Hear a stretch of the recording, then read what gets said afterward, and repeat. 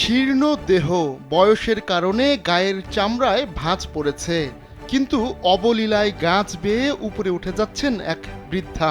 তরুণরাও যেখানে গাছে উঠতে ভয় পায়, সেখানে এই বৃদ্ধা গাছে উঠে ফল পাড়ছেন, আবার সেই ফল হাতে নিয়ে বিক্রিও করছেন।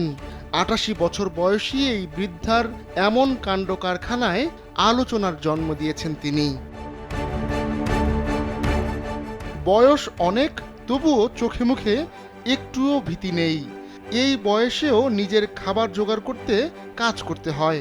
রান্নার জন্য গাছ কাটেন, নিজের শস্যের পরিচর্যা করেন, আবার সময় সময় উঠে যান গাছের ওপর। অকুত ভয় এই বৃদ্ধা নারীর নাম ডোনা মেনচিতা।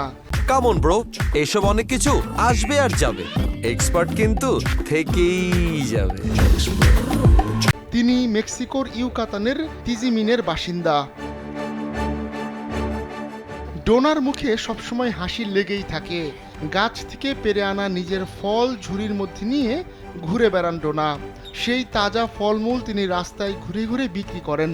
এই বৃদ্ধা বলছিলেন, আমি নিজের পায়ে ভর করেই গাছে উঠি, এভাবে গাছ থেকে ফল পেরে আনি, সেই ফল ঘুরে ঘুরে আমি নিজেই বিক্রি করি।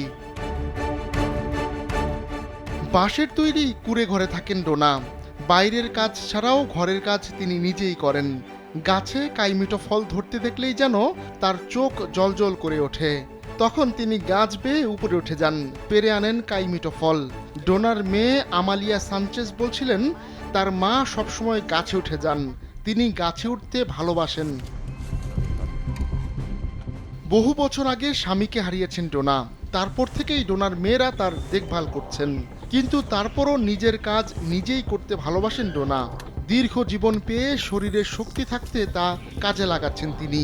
তাই বুড়িয়ে গেলেও মুখে সবসময় লাজুক হাসি লেগেই থাকে ডোনার।